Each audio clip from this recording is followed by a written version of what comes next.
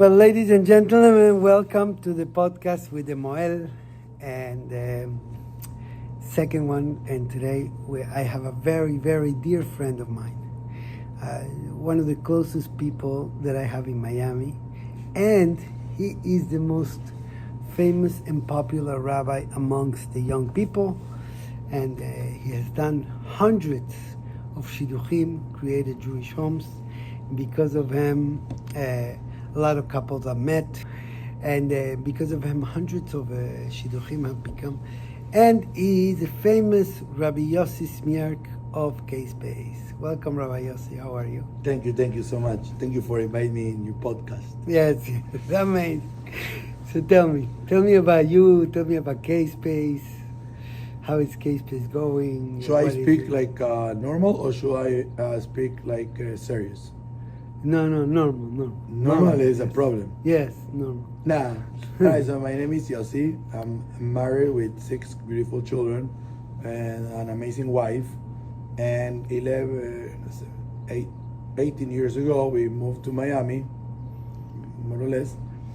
And a year after we moved to Miami, we started with the project Kspace, which is a place for young Jewish people, singles, to meet, to network, to find guidance, and the most important, to hopefully form Jewish families.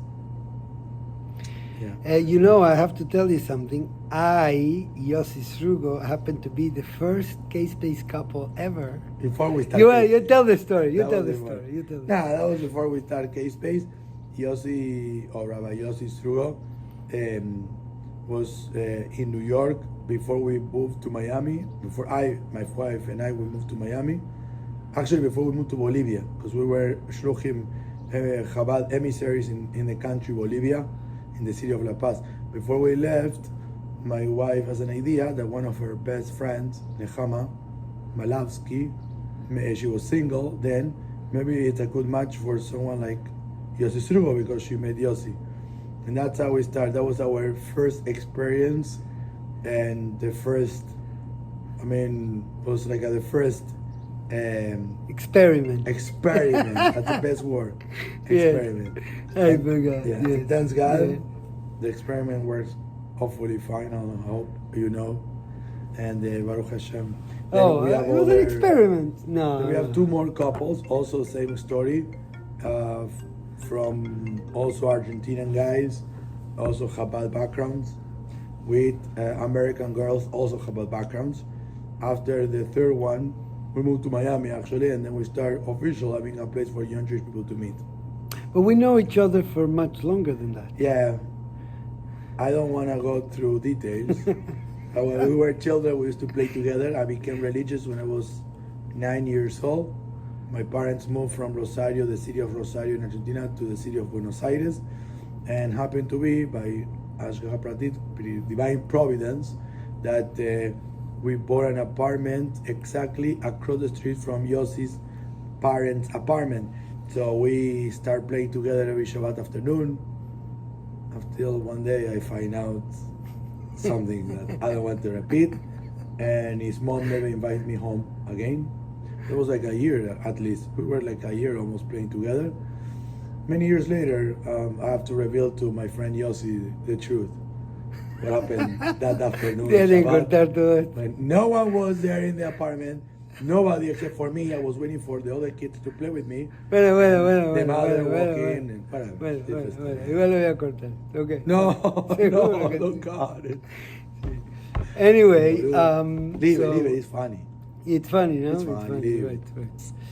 If you need more details, after 22 p.m., which is after 10 p.m., because it's for adults, so we will give you more information. Yeah, right. So one of the things is very close to my heart, the idea of the young people, because a lot of, I love to teach Chatanim. So tell us a little bit about the child, grooms, and couples before the wedding, about Shalom Bait, about what it means to be married, about what it means to be standing under the chuppah. And I had the privilege to be invited to the Knesset, to the Israeli government, to speak about They gave me like 10 minutes to speak about the importance of teaching also the grooms for preparing them for the wedding, so they can, so they could be both kind of in the same page. The girls learn about the mikveh and the tvilah, and they learn about shalom bayit. Yeah, but after that meeting with the Rabbi Yisroel, many of the congressmen got divorced. I don't know. Yes, I don't know. I don't know if there's any connection between. They'll those. probably find out that they made big mistakes. But anyway. So tell me, topic. tell me a little bit about the challenges of the young couples nowadays. What do you see? How do you see that the shidduchim have happened? Why is this place so successful? What do you think we need to do more in Am Yisrael to make sure that that we have more couples and more Jewish couples and there's no assimilation? Yeah, so basically, it's a big challenge today in our communities. Every community is not only Miami or New York or the United States. Every community around the world they are having experiences. Unfortunately, no good things relating to the marriage and couples. I think it's because most likely social media, freedom of expressions, and many other things that are making people less conservative and more open to the world. I think personally that there was a big issue in the Jewish community until no long time ago regarding assimilation, intermarriage, and before that was the Holocaust, where we lost more than 6 million Jews. Today we're experiencing something completely new that people don't pay too much attention, and that we are suffering. Also Orthodox people and non-Orthodox communities, which is the lack of commitment to form Jewish families. People are always looking for more and more and more. Nobody wants commitment. It became a big problem, and people don't realize that in maybe 30, 40 years, if Mashiach doesn't come, hopefully I'm wrong, and Mashiach is coming, but if it's not, so we're going to have unfortunately, downgrowth of population, of Jewish population, and I think it's happening because the community don't even open the eyes, don't even look at this. If you look at they take care of the families more, and they forget to take care of the single young people, no? Absolutely, and I think that also everything is so expensive, inflation. How does that affect? It's affecting every community. America also. Oh, because they don't want to get married because of No, the cost. inflation. I mean, in the communities, for example, the rabbis and the community leaders are very worried about paying the bills for the mortgages so they don't of the do buildings programs and the fields that they own, and they leave on the side the importance of the young people. So young people that are not the main donors, the nebe, they probably are the 10% of donations come from the young people, or even less, in any community, Orthodox and non-Orthodox. So we need to give more attention as leaders of community to those ones who have the money. So, for example, you go to the synagogue and you're gonna see big, beautiful buildings with amazing decorations and architecture, designs in the buildings. But how many young people do you see inside the building? In 1 week, even in Shabbat, which is the day I think that the most important problem is from the time that the kids leave Bar Mitzvah Club, which is the time that they have to go to shul, and then all the time after that we lose them until they come back for the wedding. Yeah, but I think but don't forget that there's always an excuse.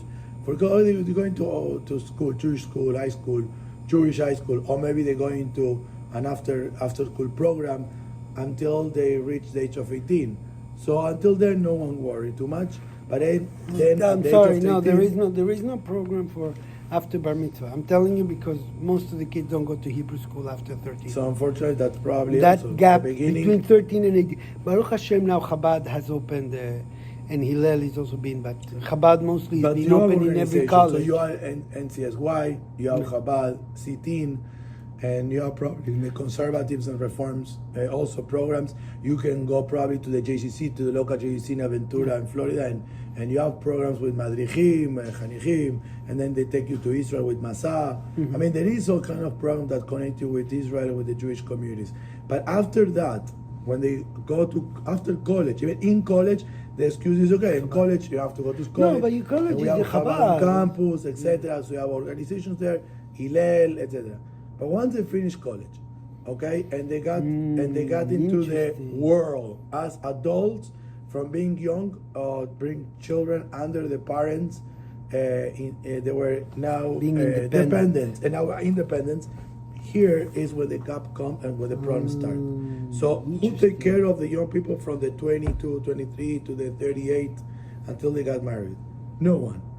I mean, of course, there is some Shabbat, big Shabbat, and in case of Florida, you have beside Kspace, no? You have once a month a Shabbat in Brickell. You have in Bar Harbor also there is a program once a month.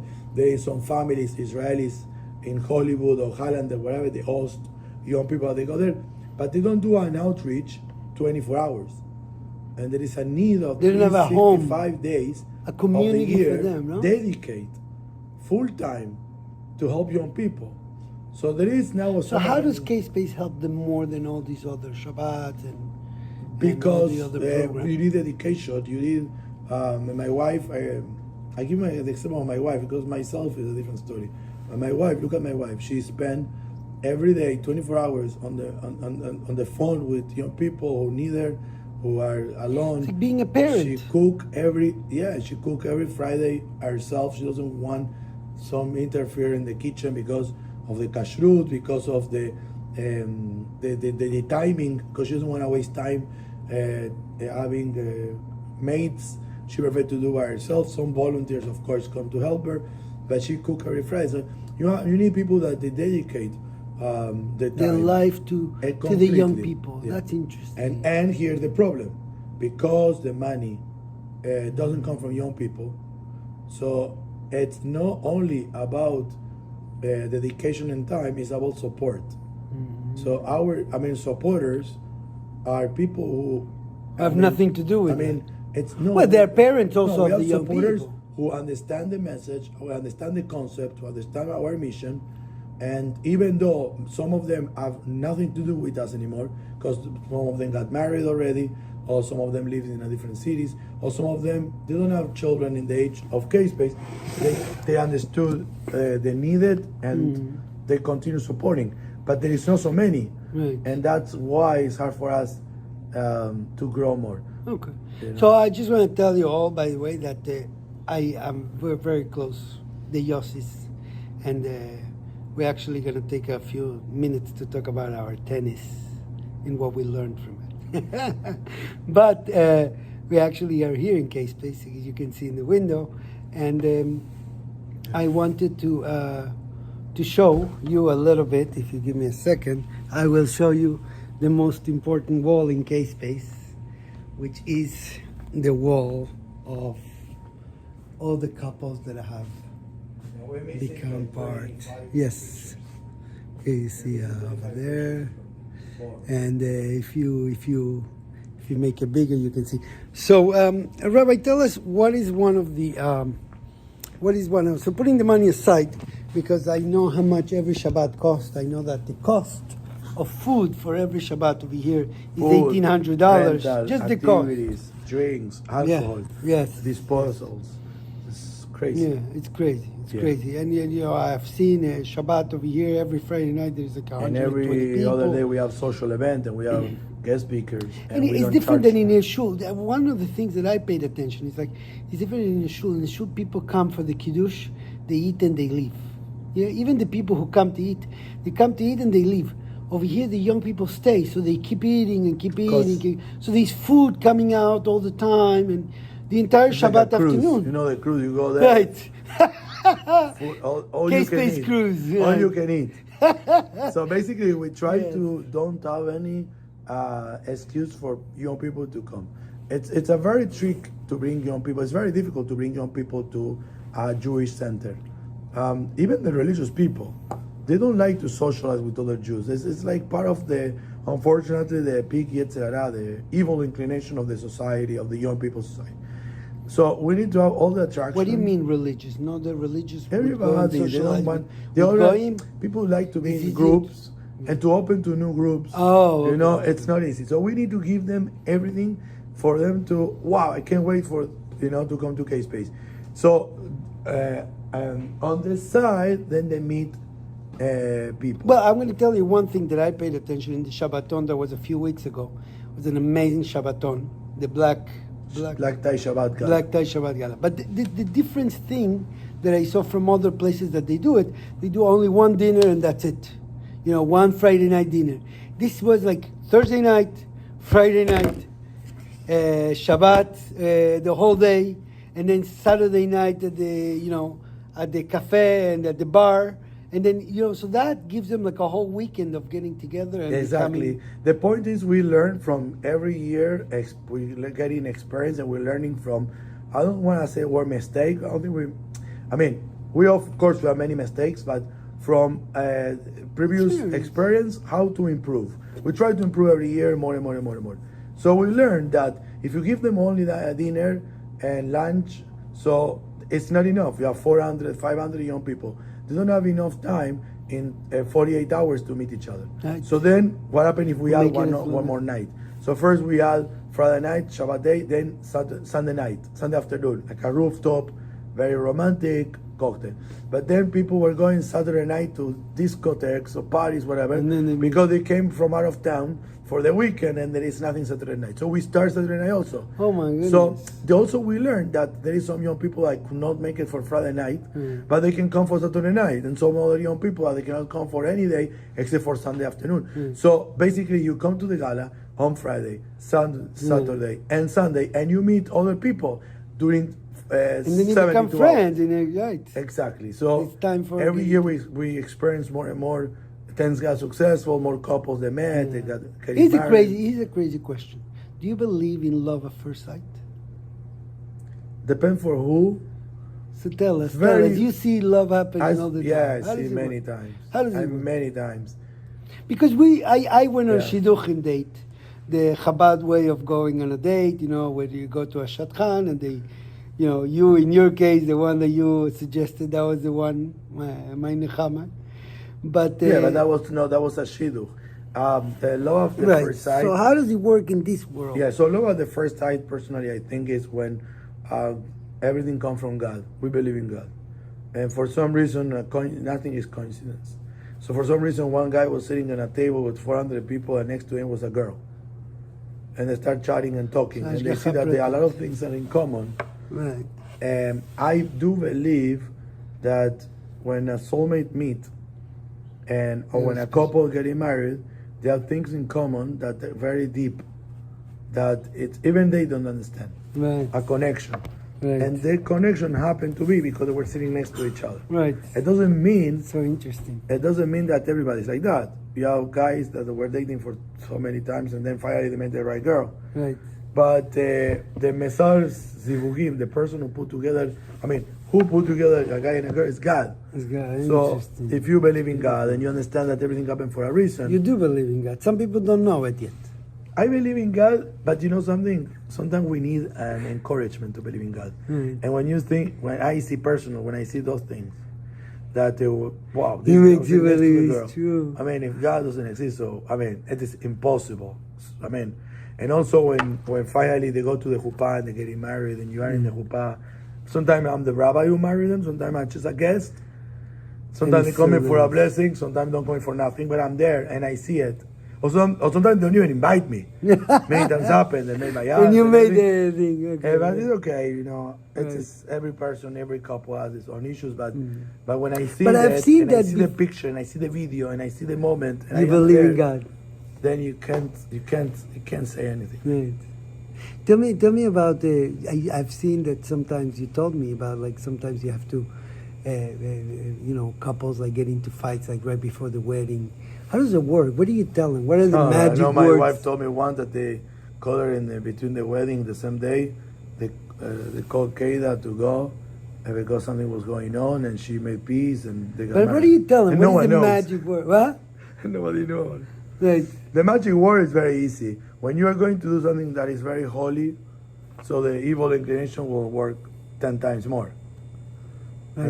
And the most holy thing in life and more challenge And especially in our generation, is getting married.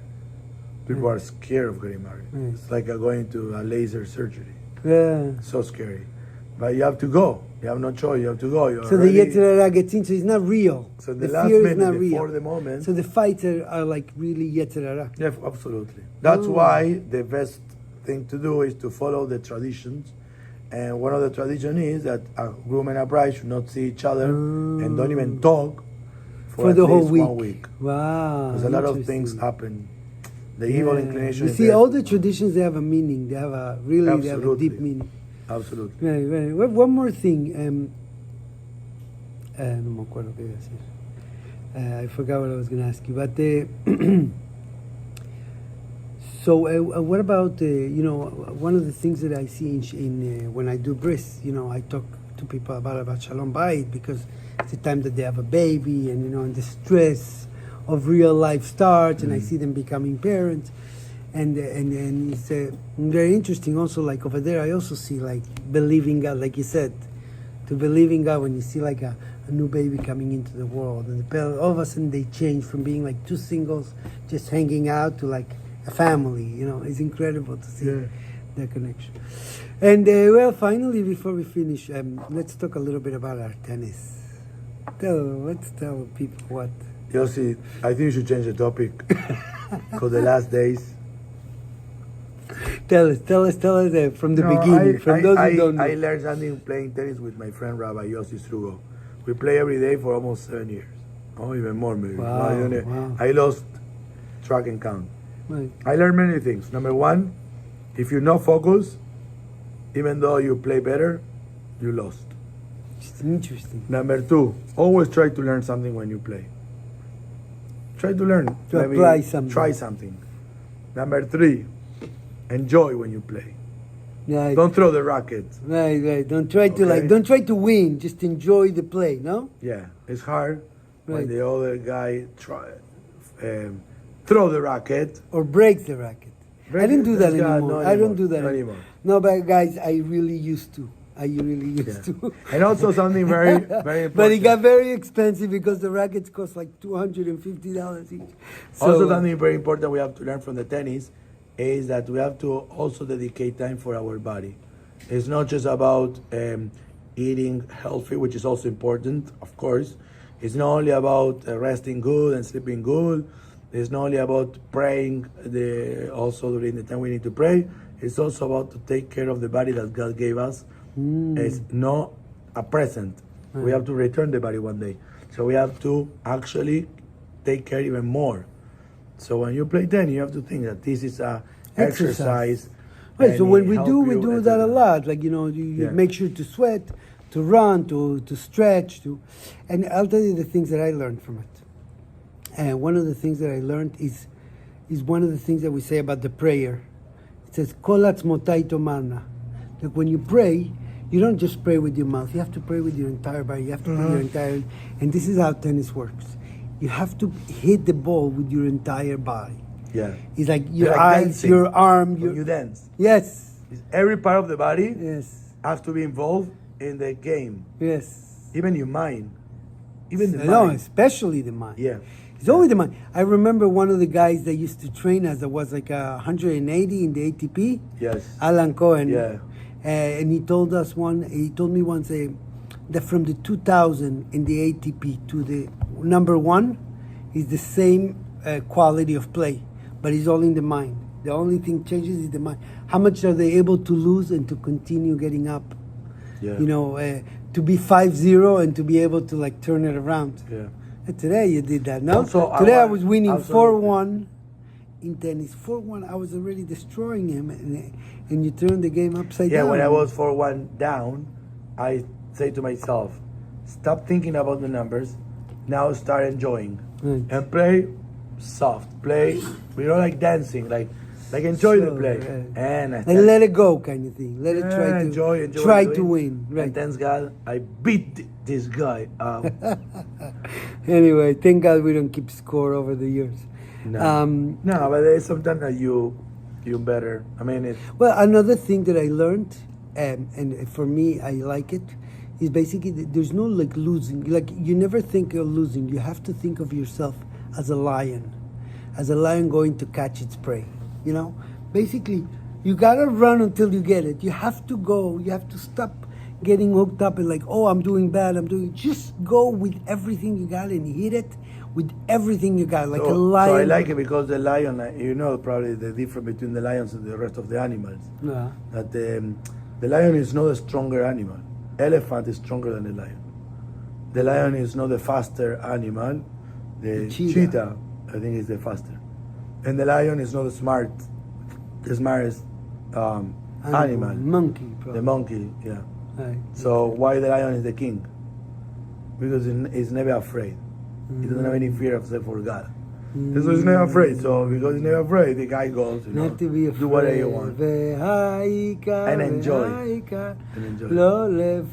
I really like that idea. I think that fear is the worst enemy. So of conclusion regarding my place case, our place, what we do for young people. Oh, one second. Before don't be afraid. Don't be afraid. Don't be afraid of marriage. Don't be afraid of commitment. Be like a lion. Don't be afraid of like finding the right person. Don't be afraid of like going out there and be vulnerable to other person. And don't be afraid if she got pregnant. Listen, you can marry.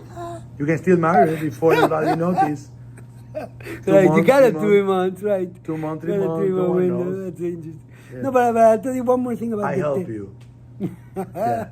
One more thing about the tennis, because I think that's a very dear thing to her. Okay. One of the things that I saw is I had a thing, you know, I had a thing with my health, you know, that my sugar spiked, and one of the things that my doctor told me when he started to spike, he says, if it wasn't because you exercise every day, you would have gone into a coma. That's crazy. Yes, that's how bad it was. So basically, it and then I had to get off sugar completely. And then all of a sudden I stopped using glasses. Like, you know, my glasses disappear because I stopped with the sugar. And, you know, and a lot of changes in my body, and the sleep change and the energy and everything. So one of the things that you were talking about being healthy for service of Hashem is exercise and also get off sugar and bread. Those are the silent killers. Forget about diet, forget about fasting. Just get off bread and sugar, because those are the worst. One more thing about it, in conclusion. Yes. Tell us a message that you would want to tell Am Israel in this moment of, we're in the middle of a war of our existence. Chayalim, we have hostages.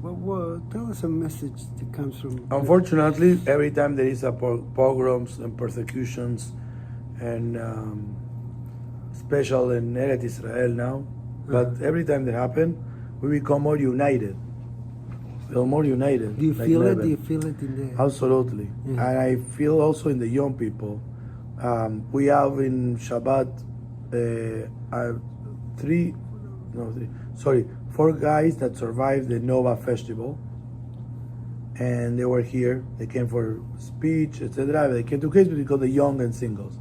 And one guy that was fighting in Gaza, he also came last Shabbat. And we were talking between us, and one of them started crying, and he told me, before October 7, I didn't care about my people, I didn't care about my spiritual nation, Am Israel. I was having fun, enjoying. Actually, I was on drugs at the party. Thanks God I survived. I didn't understand how. God helped me. And I wake up, and now I feel like I understand, and I feel how important it is to be part of, to represent and to be part of Am Israel. How beautiful it is to be Jewish. And special that I left Israel to speak about my story in many cities, and in Miami. And I see the community, how became so united, and how welcoming, etc. they are. Now I understand why it's so beautiful to be Jewish. So I think that there is nothing positive except for that. That's the only positive thing we can learn. Because we still have the hostages. Unity, but it's not the only positive thing. It's actually the existence of our Am Israel. Yeah. It comes from those... But it's hard to be positive when we have 140 hostages still there that we don't know if it's still alive. And we every other day we hear about a new soldier from our kids. They're all kids. Dying, saving saving Israel. I mean, you hear it's very hard to keep positive. But we know that God exists, and even though we don't understand, we need to accept the destiny of Hashem. We have the right to complain. We have the right We to... have to. We have to. Of course. And we have have to. also the right to... I don't know if the word is complain. We have to scream to Hashem. To question God. But at the same time, we need to accept the Hashem, everything is happening for goodness. So if you look at something positive, personal, the united of Am Israel. Yes. We start but, singing... but it was destroying us. The lack of unity was destroying us from within. Right before October And- 7, there yes. was some issues in Jerusalem. In The Tel whole Aviv, world, in Tel Aviv. No, but yes. there was a big fight in Tel Aviv between Orthodox, Yom Kippur. non-Orthodox and Yom Kippur. Everybody was talking about it around the world. So I don't want to say that that is a reason. No, that's not the reason. But- that was actually the gift. The gift in hiding. The only worst, positive thing, the worst gift for the existence of Am Israel, Yeah, because without Yeah. this would have killed us. This would have eaten us from within. You know, there was one of the ones who created America, the forefathers of the American idea of a country that is free, that is given rights, and he said, no nation would ever be able to destroy America. The only one who will be able to is America itself. So the moment that they decide to destroy this idea, which is very hard to maintain, that's the moment that America will cease to exist. But no other country ever be able to, because the infrastructure, the strength, and the goodness that is based on. Rabbi Yossi, is really you're really Rabbi. fun. Just tell us something funny, something like that you To conclude? lift us. Yes. So, There's something. I mean, something very scary or... Yeah, whatever you want. Just Nah, funny. I'm trying always to be very funny when the young people come. Oh, Sometimes they when love come that for the about first you. time. Tell us something funny that happened. I don't know. Some funny Well, one of the story. most funny things I remember, like just come out to my mind because there's so many, is that once we have on Friday night, Shabbat dinner, we have every Friday night, we have like 150 young people, and you always have new faces, new young people coming. There was one guy who showed up first time, he never came back. Let's That he see looks why. like Jesus Christ. Long hair, blonde, okay, and long beard. He was like a hippie guy, but a nice kid, you know. He came from Miami Beach. He's Jewish and introduced himself. I don't remember the name. Actually, I think he got married now. So we were in touch. And when I look at the guy, he say, "Oh, what's up, Rabbi? My name is so and so." I say, "Can I tell you something?" Yeah. Do you know who you looks like? Yeah, I know. He said, "What? Jesus Christ?" Yeah, you look at Jesus Christ. I said, "Can Not I-" like you ever met him before. No, but either way, I thought the guy was funny. Yeah. So I told him, "Can I ask you a big favor?" He said, "Of course. Can I mention that Jesus Christ came to Kspace tonight during the Kiddush? The return of Friday Jesus night? Christ. Rabbi, for you, I do whatever you want. Just do it. Don't worry. You're not gonna be offended? No. You promise? No problem, Rabbi." So we set up here. You can see over there. We set up all the tables over there. If you see. Okay, we set up all the tables.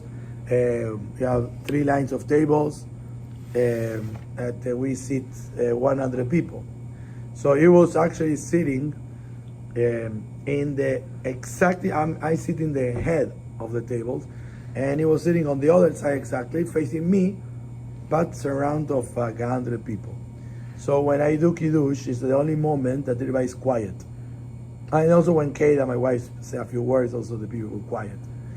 Anyway, so I took advantage of the moment. I stand up on a chair, and I look at the guy, and I look at the people, and I said, "Before we start making Kiddush, I want to tell you something very important is happening right now in Kspace."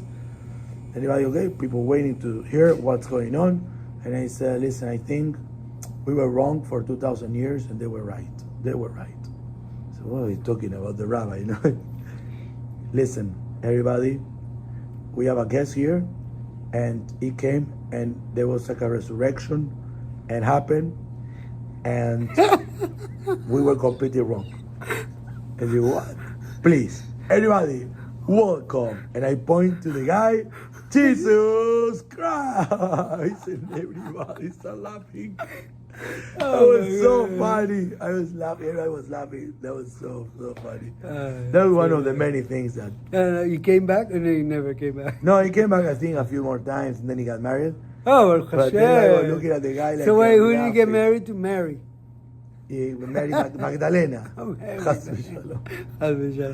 But anyways, I want to finish with a little song that about you were talking about, like not to be afraid. And והעיקר לא לפחד, לא לפחד כלל.